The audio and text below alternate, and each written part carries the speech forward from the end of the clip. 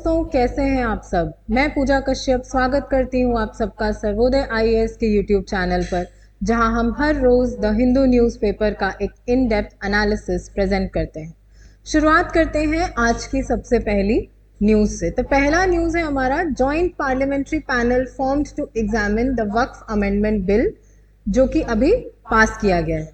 तो यहाँ पर क्योंकि इस बिल को लेकर के कुछ कंटेंशंस हैं, तो यहाँ पर एक जॉइंट पैनल जो है वो फॉर्म किया जा रहा है, ताकि इस बिल को लेकर के जो भी लोगों के मन में डाउट्स हैं, जो भी कंसर्न्स हैं, वो सारे एड्रेस किए जा सके। तो the union government announced a 31 member joint parliamentary committee to examine the contentious Waqf amendment bill 2024। और इस कमिटी में 21 मेंबर्स जो होंगे वो लोकसभा के होंगे और बाकी 10 जो मेंबर्स होंगे वो राज्यसभा के होंगे।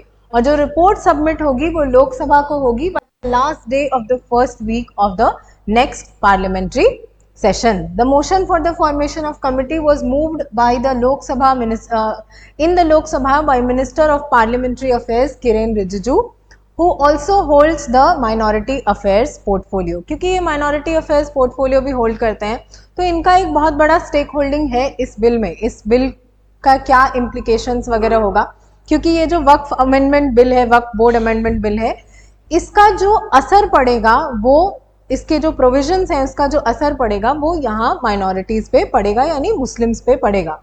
तो ये जो वक्फ अमेंडमेंट बिल है 2024 का, इसको इंट्रोड्यूस किया गया था लोकसभा में। और एक जॉइंट पार्लियामेंट्री पैनल को क्यों रेफर किया गया, क्योंकि यहाँ पर बहुत जो ऑपोजिशन थी उसको प्रॉब्लम थी। After a heated debate with the government asserting the proposed law did not interfere with the functioning of mosques and opposition calling it targeting of Muslims and an attack on the constitution।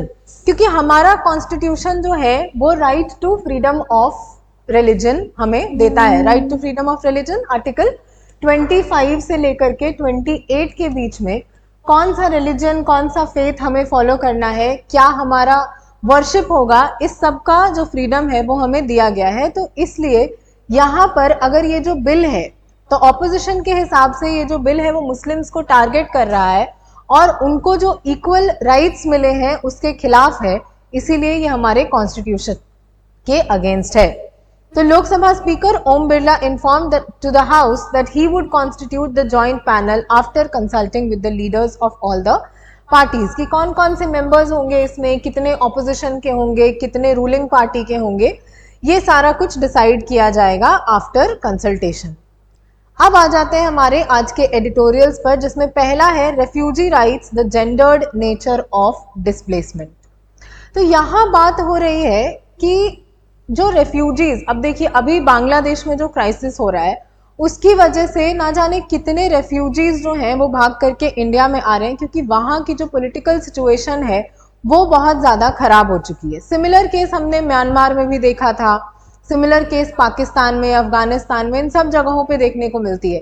Middle east में अगर आप चले जाते हैं तो refugee crisis और ज़्यादा बढ़ जाता है, क्योंकि वहाँ पर बहुत बार लोग, जो कंट्रीज़ हैं उनके बीच में लड़ाई वगैरह होते रहती है, तो रेफ्यूजीज़ की प्रॉब्लम्स जो है वो और ज़्यादा बढ़ जाती है। इसमें जो सेकेंड इसका पार्ट है, the gendered nature of displacement, कि रेफ्यूजीज जो है वो एक जगह से दूसरी जगह डिस्प्लेस हो जाते हैं अपना जो प्रॉब्लम्स हैं उसको ओवरकम करने के लिए। कि यहाँ पर अगर जो पॉलिटिकल सिचुएशन है वो बहुत ज़्यादा खराब है, वायलेंट है, तो वो क्या करते हैं कि वो दूसरी जगह पर चले जाते हैं। बट इसका जो इम्पैक्ट पड़ता है वो विमेन पर ज़्यादा पड़ता है, ये बात यहाँ पर की जा रही है। तो by the end of 2023 11.37 crore people worldwide had been forcibly displaced, चाहे वो कॉन्फ्लिक्ट को लेकर के हो, चाहे वो किसी और वजह से हो, लेकिन यहाँ पर करीब करीब 11.5 करोड़ लोग जो हैं पिछले एक साल मतलब 2023 के एंड तक वो रेफ्यूजीज थे।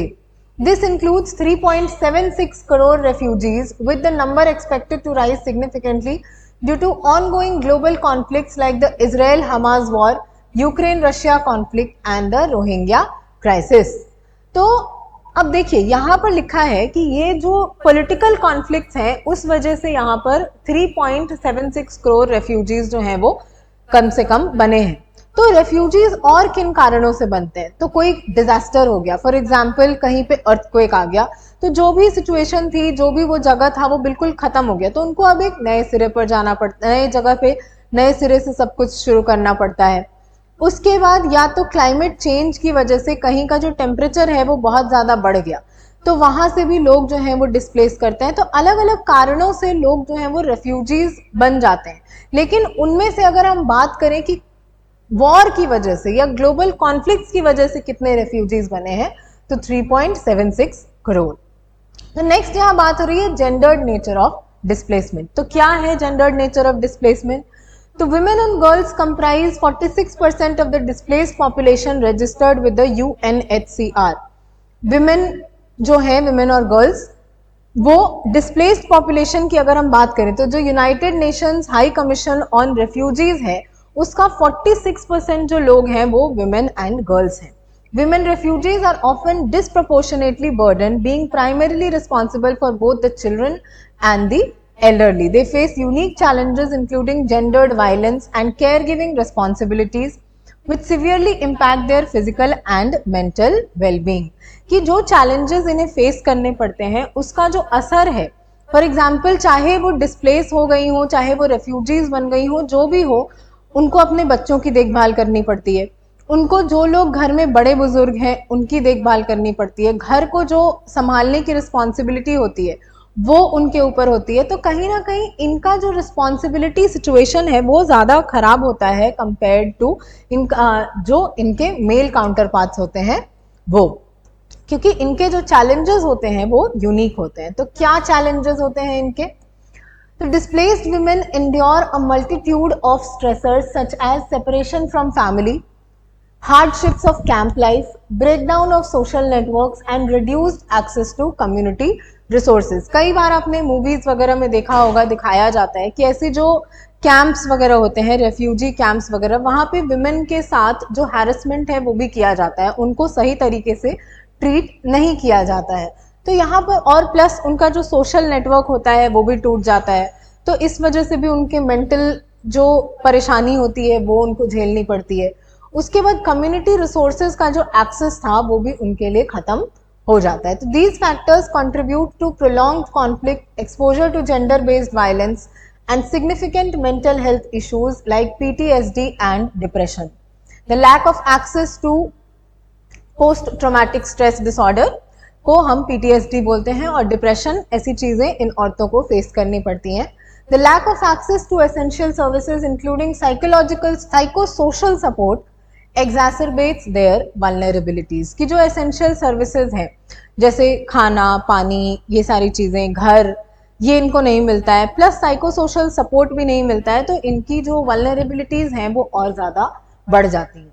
तो ये जो आर्टिकल है that delves into the challenges faced by the displaced women with disabilities, it underscores how these women often face double discrimination not only due to their gender but also because of their disabilities. For example कोई ऐसी women है जो कि देख नहीं सकती है या चल नहीं सकती है ढंग से, तो उनके लिए अगर उनको रेफ्यूजी बनना पड़ा तो ये चैलेंजेस उनके लिए और ज़्यादा बढ़ जाती हैं, क्योंकि एक तो ऑलरेडी वो वुमन है तो उनको चैलेंजेस हैं, प्लस वो डिसेबल्ड हैं तो उनके लिए चैलेंजेस और ज़्यादा बढ़ जाते हैं, डबल चैलेंजेस हो जाते हैं। तो social and gender inequalities coupled with patriarchal norms lead to the marginalization of these women. They are often stigmatized, isolated and denied access to necessary health and psychosocial services. कि ऐसे जो women होती हैं उनको स्टिग्मेटाइज कर दिया जाता है, उनको सही से ट्रीट नहीं किया जाता है, आइसोलेट कर दिया जाता है, जो सोशल नेटवर्क्स हैं उनमें उनको इंक्लूड नहीं किया जाता है, तो इससे उनका जो मेंटल डिप्रेशन का लेवल है वो और ज़्यादा बढ़ जाता है, मेंटल वेलबींग उनकी खराब हो जाती है।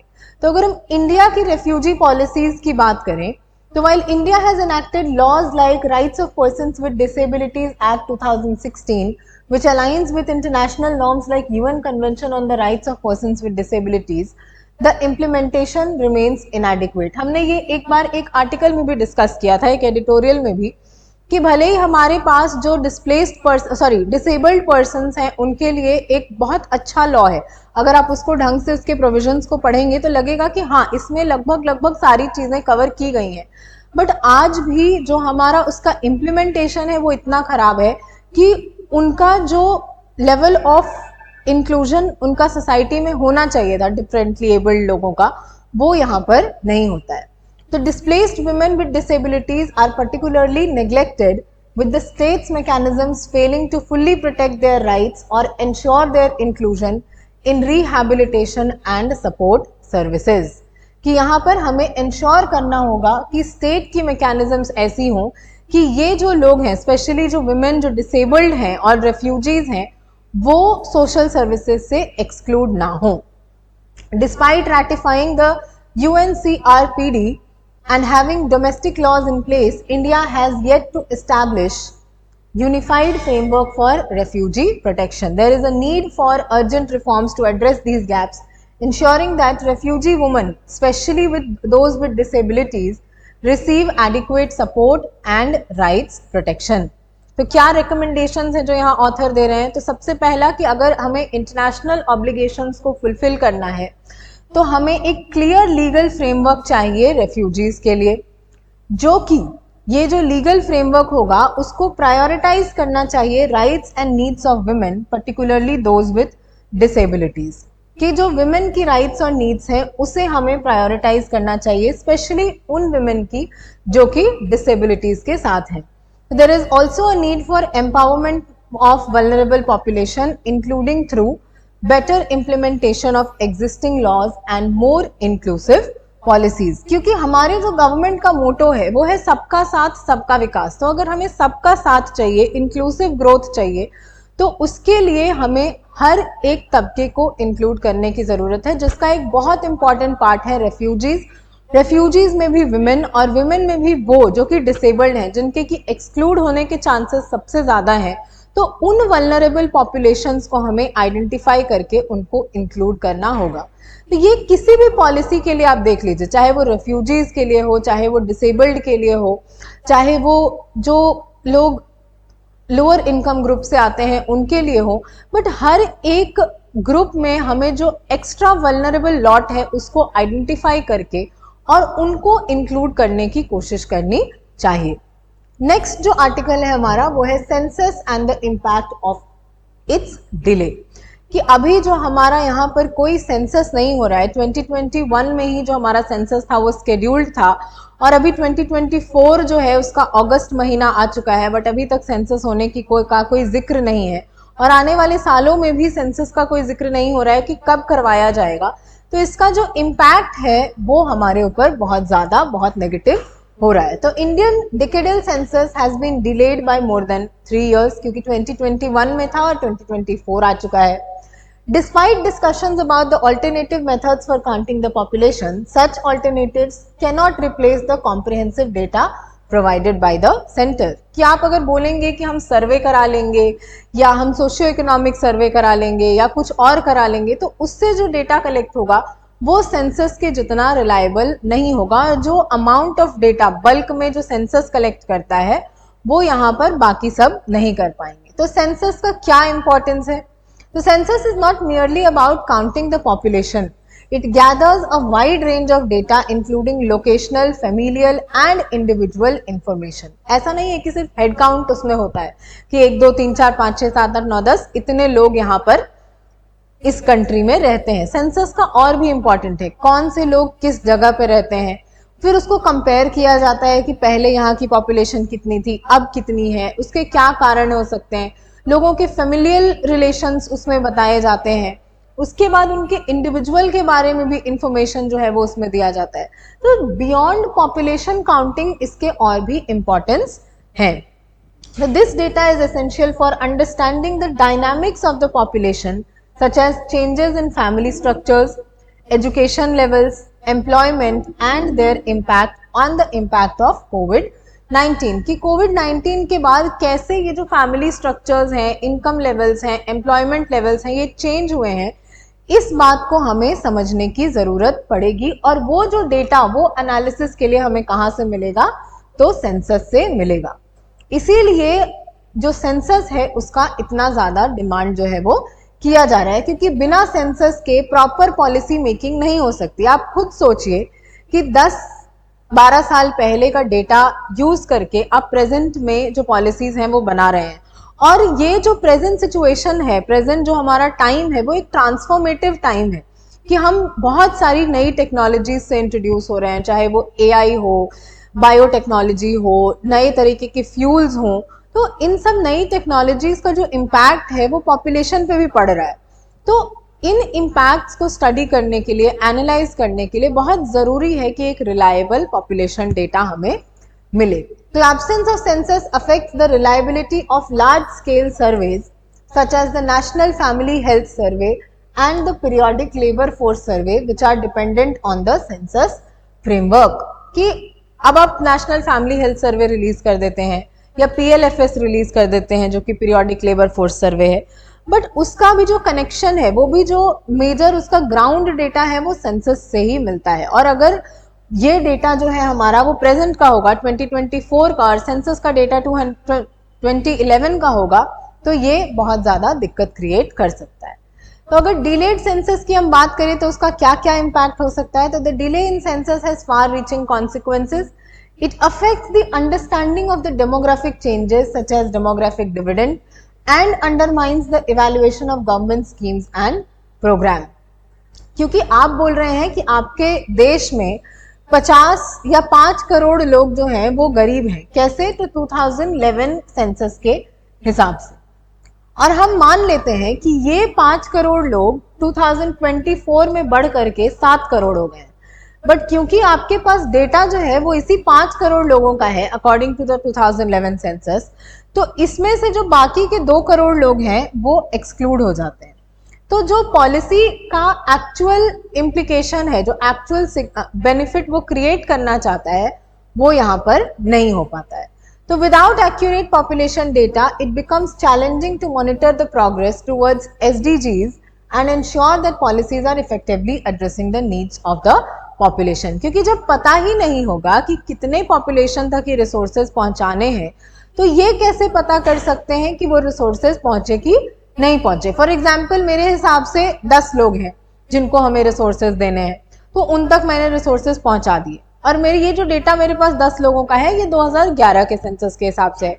लेकिन अभी 2024 में वैसे 15 लोग हैं, तो बाकी के 5 लोग जिनका डेटा आपके पास नहीं है वो तो एक्चुअली में एक्सक्लूड हो जाते हैं। तो जो एक्चुअल प्रोग्रेस होनी चाहिए वो तो यहाँ पर नहीं होती है। तो क्या क्या अगर हम बात करें कि सेंसस गवर्नमेंट क्यों नहीं करवा रही है, उसके क्या चैलेंजेस हैं, क्योंकि 2021 में तो चलिए कोविड के वजह से पोस्टपोन हो गया था। तो अब क्या चैलेंजेस है? तो conducting a census during a time of general elections and uncertainties poses significant challenges. अभी हुआ था हमारा इलेक्शंस। तो delay in census is more a result of indecision than logistical difficulties। तो यहाँ जो ऑथर्स हैं उनका कहना है कि पॉलिटिकल विल नहीं था सेंसस कंडक्ट कराने का, इसीलिए यहाँ पर सेंसस जो है नहीं हुआ, और लॉजिस्टिकल डिफिकल्टीज की बात उतनी नहीं है। तो दे emphasize the importance of conducting the census to ensure that strategies for human welfare are based on accurate and current data। तो जितने भी यहाँ पर जो ऑथर्स हैं उनका कहना है कि जो करंट पॉपुलेशन के लिए जो हमें स्ट्रैटेजीज बनानी है वो करंट डेटा के हिसाब से होनी चाहिए। दूसरी यहाँ बात हो रही है कास्ट सेंसस की, कि आए दिन आप टीवी में सुनते होंगे कि कास्ट सेंसस होना चाहिए, कास्ट सेंसस होना चाहिए। तो उसको लेकर के बहुत ज्यादा डिबेट जो है वो बीच में छिड़ा हुआ है। तो while a caste census is being promoted as a tool to understanding deprivation and economic representation, it may be more politically motivated than genuinely aimed at addressing socio-economic inequalities। क्योंकि आप देखिए कि 2014 में जो करंट गवर्नमेंट है, NDA की government आई है, उसके पहले यूपीए की गवर्नमेंट थी।